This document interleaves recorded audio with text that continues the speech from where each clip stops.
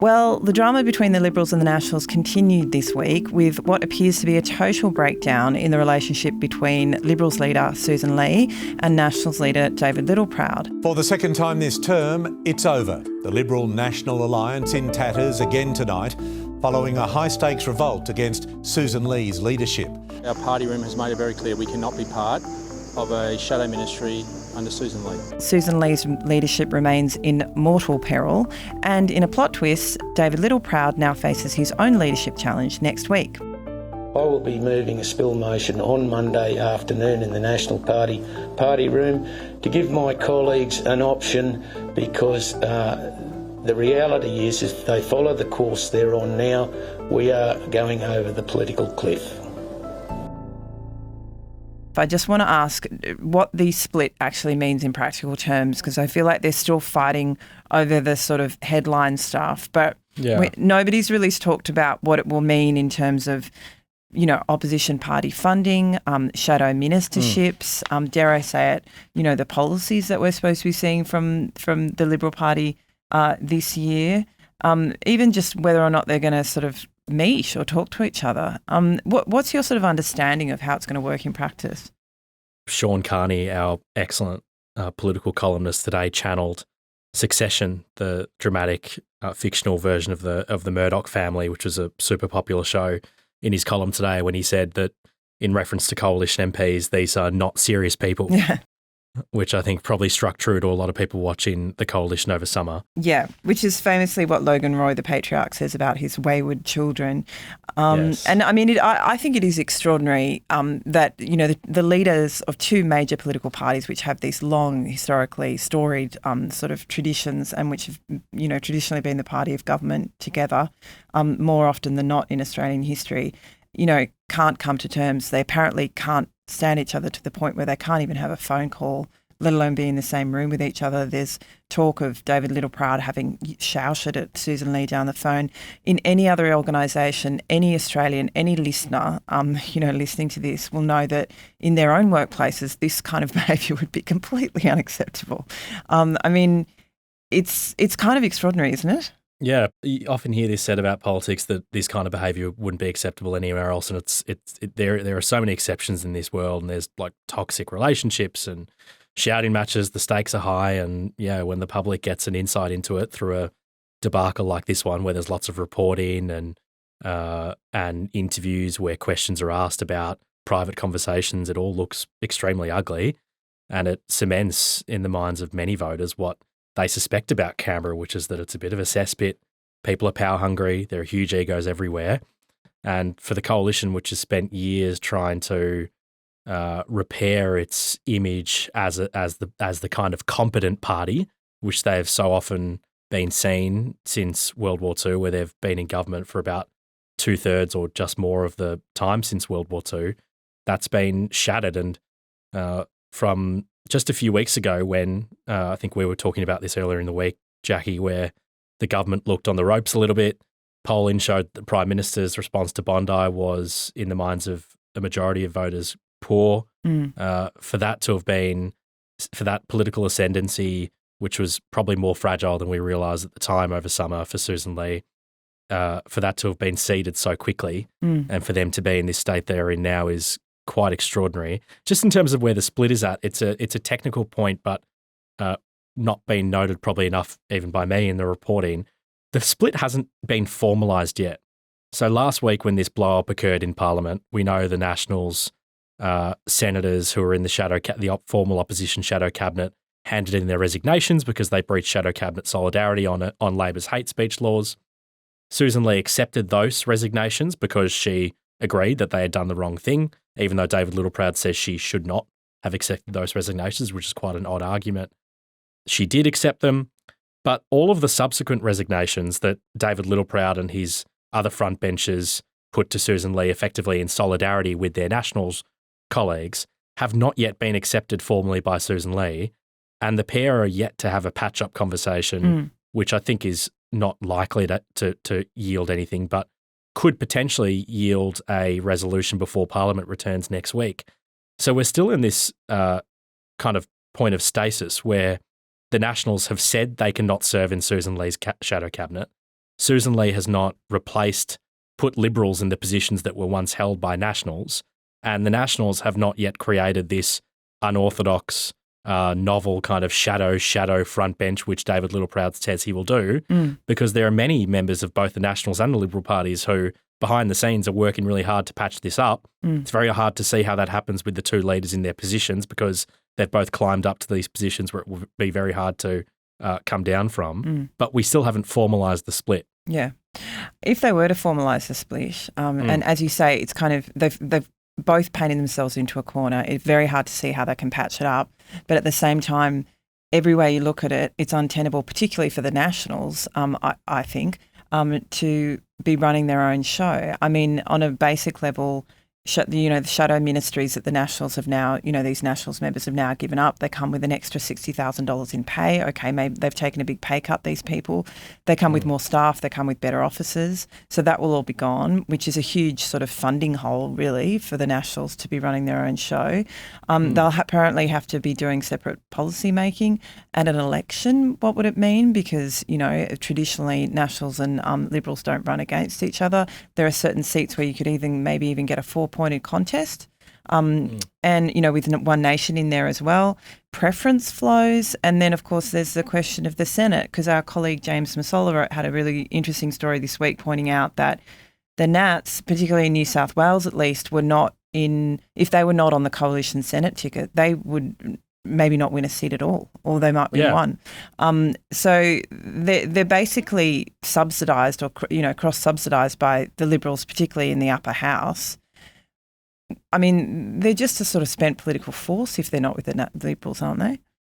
Well, the Nationals have always been able to expand their appeal and demonstrate to voters that they are a kind of bigger and more substantive party in terms of their what they can achieve in politics because of their link with the Liberal Party. Yeah. You're able to tell a regional voter, if you're a Nationals MP, that if you vote for me, we are part of a coalition. We will then have a Deputy Prime Minister as our party leader, and we'll effect change through government that benefits regional voters. Without the Liberal Party, they're obviously unable to do that. And because the Liberal Party has now been diminished in the cities so severely, they also, to form government, need the National Party, because those 4, 5, 6, 7, 8 seats in the House are what they need to, I mean, they're nowhere near government at the moment, but they need them as well. And then to the point of pay and positions, you're spot on. I mean, all of these Nationals front benches who have quit over coming weeks, unless this is somehow patched up, which is very unlikely, will lose multiple staff each. Those staff have families. They will lose $60,000 in pay themselves. And for senators like Bridget McKenzie and Ross Cadell, two of the MPs who crossed the floor last week, knowing what the consequence would be, they probably in 2 years' time at the next election will lose their Senate positions, because the way it works for voters who didn't read our colleague James Massola's story is that those National senators every second election, so every at the end of every 6-year term, there's a Nationals politician who has the second spot on the coalition Senate ticket. If they were not on that Senate ticket, they would need to get a quota themselves as a Nationals politician, which is very hard. It will almost never happen. And so they will not have a position unless they're on the coalition ticket. Yeah. And Bridget McKenzie's distinctly aware of this. She talks about it in private. And the fact that they've taken this step, knowing the consequence on pay, on position, on staff, goes to the depth of hostility between these two parties. There is such an ideological gulf. There is such a severe schism between some of the personalities, particularly between David Littleproud and Sussan Ley, who have for many years not seen eye to eye and have shown at various points disrespect towards the other. And there's a feeling in the Liberal Party, in both parties at the moment, as they prepare for the first full parliamentary sittings next week and the week after, that when this reality dawns on the majority of members in the opposition, that they look like this rump in Parliament, Albanese, who's a bit of a master tactician and practitioner of the Parliament, will belittle them. They'll be made fun of in the corridors. They'll just look like an absolute rabble, and maybe that will spark the sense of urgency to heal this and overcome the ego-driven decision making that got them here in the first place. That may well be, and I hope it is for the sake of our democracy and the health of our democracy. But the egos involved are so strong and they seem to be so myopic in their view. That's what I find so amazing, because even if you don't want to cooperate with your coalition partner, shortly you can see on some level your strategic interest, short-term and long-term, in doing so, because neither of them can win an election without the other. But also just the enormous brand damage that is being done, because you have ordinary voters looking at this and, you know, as I was saying before, just thinking like, I would get sacked for this behaviour. How is it acceptable in elected representatives?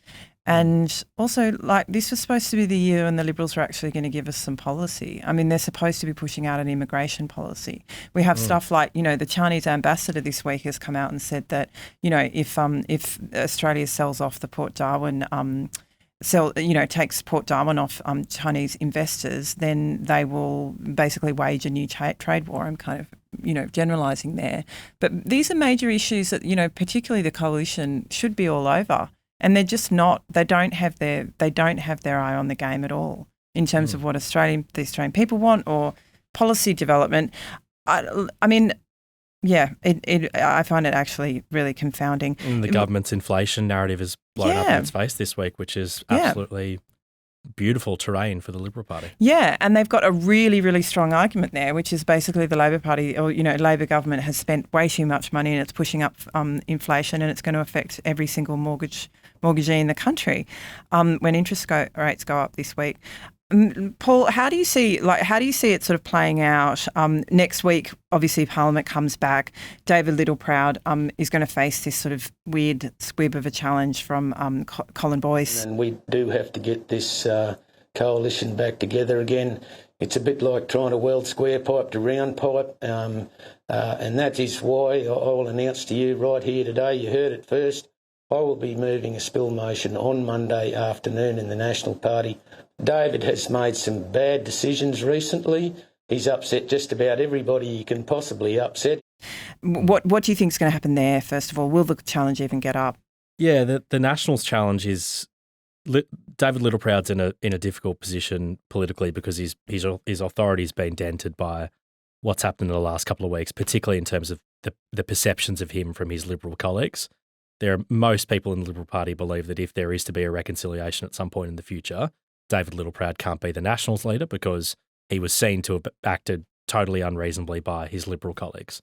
On the other side, in the National Party, because there is this sense of Nationals exceptionalism, Nationals parochialism in terms of, being hairy-chested and muscular in their dealings with their city-based partners, it's galvanised a sense among the Nationals that, you know, we can go this alone. We can be our own party. We can be for our voters and not have to compromise and accommodate city-based views, which they haven't done much of in recent years anyway.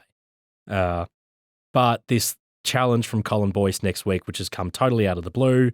Colin Boyce is a Boilermaker from Gladstone, has very few allies in the party, was one of the closest MPs in the Nationals to Barnaby Joyce. He's been telling people privately that if he does leave the Nationals, which is in prospect, he'll join the crossbench rather than One Nation. So he's a rogue operator. He's thrown up this spill motion for this coming Monday. He may not even receive a seconder on this motion. You need a colleague to back a motion for it to be put for a vote. And then if it does get the seconder, it's almost certainly not going to get enough numbers, a majority of the 18 Nationals MPs, to get to a vote on the leadership. But just the raising up of the issue of David Littleproud's leadership will, I imagine, spark a conversation among some of the more ambitious Nationals colleagues of Littleproud, including Matt Canavan, Bridget McKenzie, Michael McCormack, all of whom would like to be the leader of the party. And these rumblings are occurring already. You're hearing these talks behind the scenes in the Nationals which are along the lines of, okay, look, he's safe for now. He still has the numbers, but in the long run, can this guy still lead us? So it'll be interesting to see how that plays out over a period of months. not as immediate as the Sussan Ley leadership troubles. But, I mean, that's the thing. Hasn't he just spelled the cat? Because it's basically now, David Littleproud and Sussan Ley are so at odds with each other that it's either, the Nationals have to decide whether they want to keep David Littleproud in the leadership in apparent perpetuity, or at least to the next election, say, or go back into a coalition or put themselves in a position where they're actually electable as a government. Yeah. So I don't know if I'd put money on David Littleproud's chances in that scenario, because self-interest will generally win. I think that's a decent bet. Yeah. And the Nationals are notorious for, pretty speedy leadership changes. Their party room is so small that you only ever need really 2 or 3 votes to switch one way or the other, and that leader's dead. And Michael McCormack is ambitious. Bridget McKenzie is ambitious. Yeah, and he sort of did what they wanted him to do, didn't they? In the sense that he sort of strong-armed Sussan Ley, or it looked a lot like he did, into dropping the coalition commitment to net zero, which is one of sort of the National Party's major sort of ambitions, I suppose, within the coalition. Okay, let's talk about Sussan Ley, because she's not looking too hot. And as we record, actually, there's the funeral of the much-respected MP Katie Allen in Melbourne, which both sides of politics, or I think it's a memorial service, which both sides of politics are attending. And Angus Taylor and Andrew Hastie, classic politics, were photographed sort of going into a meeting with each other right before this funeral. It is a dirty game. It's a bit game, Shakespearean or something, having all this intrigue around a funeral and plotting around a funeral. Yeah, they're basically plotting to knock off their leader right before going to honour the life of this politician.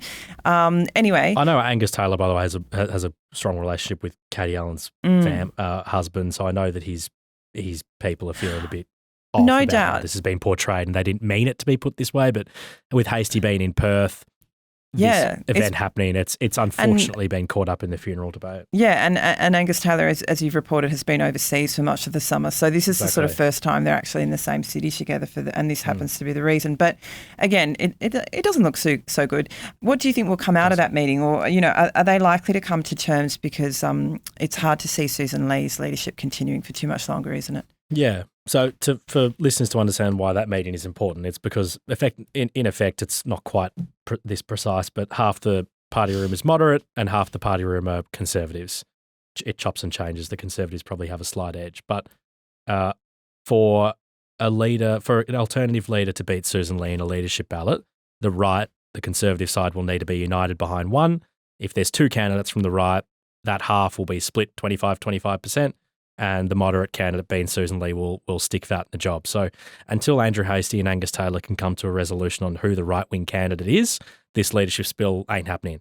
The last couple of weeks has been pretty fascinating. So this coalition blow-up, which was, in the minds of most Liberals, precipitated by David Littleproud, even though Sussan Ley kind of created the environment for herself to be smited in such a way because her vociferous calls to come back for Parliament were, in hindsight, rash and put the party in a precarious position once they came back. She didn't think more than one step ahead. I mean, this is what sort of and Anthony Albanese, by contrast, for all of his flaws, does he's a political strategist with many runs on the board. But she didn't think more than one step ahead.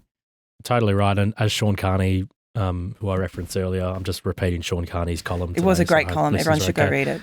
Everyone should always read Sean Carney. As he said, the idea that you would call for Parliament to return in order to, undercut the Prime Minister is the wrong way to view this Prime Minister, because there is nowhere where he is more adept than in the Parliament and using the Parliament to wedge his opponents and create conflicts on their own side, which he did, despite a really difficult summer for him where he was exposed on more substantive qualities of leadership and potentially moral clarity, which is an overused term, but I'll use the cliche anyway.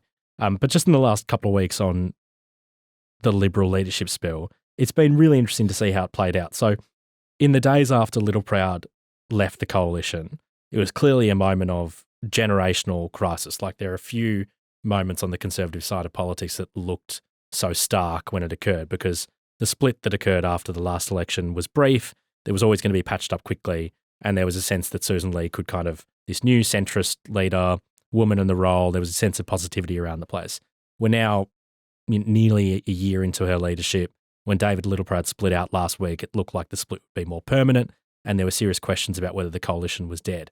So at that moment, the group of supporters around Andrew Hastie who are very bolshy. They want to see Andrew Hastie in the job quickly, and Andrew Hastie is telling people that he wants the job quickly. He's ready to do it, even though he's only 42 or 43. They very quickly started making calls to colleagues, saying that Hastie was ready, saying that his wife was ready for him to do the job, and trying to create momentum for a spill. This got reported by us and all the other political reporters. But over days, it became clear that the momentum was not quite as strong as we initially thought. A lot of MPs were saying we haven't even received a call. Andrew Hastie's people were dampening the idea that there would be a quick leadership spill. And there was a really strong pushback from some moderates and from people around Sussan Ley, who really started to, take the piss out of the Hastie camp to say, you guys have never done a leadership spill before. You're all first or second term backbenchers. You clearly don't know how to do this. Get back in your box. It just from the outside, it just looks like they couldn't run a chook raffle. There is that sense that I can understand it. All the while, Angus Taylor is in Europe with his wife. They're trying to have their first holiday as a couple for many years. He was away for the parliamentary sitting week where this all occurred, even though he was zooming into leadership meetings and staying up all night. And he was not able to do the same level of rallying that Andrew Hastie was doing because Hastie was in the country. So Taylor gets back into the country. He's on the back foot. He starts calling around over that last weekend and realises that quite a few people who might have been seen as on the fence in the right faction on who to back were on leaning towards Hastie. So then the Taylor people enter the debate, try and calm the horses and say, now's not quite the right time. Give this a few weeks. We need to come together with Hastie and have a meeting to determine which one of us it's going to be. And so now we're in this kind of holding pattern to see where the right goes. This meeting today in Melbourne might be crucial. I suspect it actually won't come up with a resolution. Sussan Ley's people are feeling pretty bolshy because the other side looks shambolic. But even though Sussan Ley's people have been projecting this confidence and making fun of their allegedly rabble-rousing opponents, there's been this string of polls now which show that One Nation is hovering somewhere between, 16, 17% minimum on primary and up to 25%. And the Liberal Party in some of these polls are in the high teens, mid-20s or low 20s. And those polls are just freaking out Liberal MPs because those aren't like bad polls. They're like tectonic shifts in Conservative voting patterns that could just cut the knees off the Liberal Party. So there's a sense that not only is Sussan Ley's leadership, it might be buffeted by the fact that there is chaos on the right flank of the coalition, but the situation is so dire that MPs are now starting to speak in existential terms, and I suspect that will lead to a removal. It might not be swift because the right's disorganised, but it will probably occur over the next few months. Yeah. If not in 2 weeks' time at the end of the parliamentary sitting week. I mean, this is maybe a bit of a byway, and I know you and Charles did a podcast a couple of weeks ago about the One Nation sort of threat, as it might be dubbed. But and I think, again, we keep coming back to Sean Carney. I think he made this point as well, that the shift to One Nation could be on ideological grounds, on political grounds, but it could be also people who can't bring themselves or would never vote for a progressive party, but just cannot stand the chaos or are completely disgusted and disillusioned by the chaos within the coalition. So One Nation, by contrast, looks pretty unified and together at least, which is not something I thought I'd ever say. And it is a tectonic shift. I mean, I don't think we can sort of discount the possibility that we're never going to go back to what we've always thought is politics as usual in this country, which is a two-party system where both the major players basically swap government in and out, depending on how badly or how incompetent one or the other is in government. It's a split in the vote on the right, and in many other countries, particularly European countries, it's quite normal for coalitions to form government, and I mean coalitions in the small c sense. And, maybe that's what we're looking at if they could ever agree on terms or ever get round to thinking about policy. Paul, where does this leave the government? Because, it is quite extraordinary that, the amount of blame, condemnation, criticism that Albanese got in particular, and now he's managed to pull off this kind of legislation quite quickly. He looks very much like he's done it on his own terms. Yes, he had to back down over the Royal Commission, but I don't know if he's going to pay a huge political price for that in the long term. And what are they going to be getting on with now? Because, Albanese's been in East Timor this week. He'll come back to Parliament next week. Will they actually have any sort of policy for us? Will they be, what will they be doing in terms of their agenda this year? Well, the Prime Minister has a National Press Club speech next week. It was going to be, I think, in this week, the Australia Day week, or perhaps just before, I can't quite remember, but it got delayed because of the Bondi legislative response. That's a set-piece speech that the Prime Minister gives every year, outlining his agenda. And this year's, I suspect, will be more important than most because after the May election last year, 2025 was seen as a year of delivery for Albanese. He would tell anyone who would listen that we're not going to embark on some new radical agenda in the first year after being re-elected with a thumping majority. We'll do what we said, and the future, we'll see what the future holds in terms of where our horizons can be expanded to. We still don't really have a clear sense of what the second year agenda might look like. And this is a critical year in the sense that the government's got a big majority, the opposition's in crisis. We know there's no election this year, so it's a full year of being able to govern without thinking about a campaign. And the government's got a lot of political capital in the sense of a huge majority in the Parliament. But as Bondi showed, he's not a Bob Hawke level figure in terms of his political ascendancy. He can go through a crisis that quickly diminishes his personal numbers. His popularity ratings, the Prime Minister, dipped over January to the same level as they were in February, January of the election year, when he was at a point where many people were predicting a Dutton government, obviously very wrongly predicting that, but that's what polls were showing. So there is a sense that the government needs to get back, swing back into gear itself with a new agenda. The budget will be an important budget in May. Inflation pressure is back, so there'll probably need to be something on the spending front to see if the government can pare back, which they haven't shown much appetite to do to date. And then there's also this big question on what the government does on economic reform. Do they tackle the tax question? How ambitious does Chalmers want to be? The government's next year is really open and hard to predict as to where it will go. So it'll be fascinating. I mean, I think it's going to be all about the economy because, we're going to look at, as you say, there's a budget where we go into budget kind of preparation mode almost from now. And they're going to have to trim spending, it seems to me, like they just have to one way or the other. But depending on, particularly what the RBA says next week when they say... They're not very good at it, trimming spending. No, and they've got so much locked in. I mean, and, there's, health costs are blowing out. They're about to do this deal on the hospitals. Childcare costs are enormous still. They're huge sort of headline items in the budget there that I think they'll struggle to rein in. Paul, thanks very much. It's good to be back, to be reunited for this, what is going to be a very exciting year in politics, I think. And I will see you next week. Awesome to have you back. Thanks, Jack.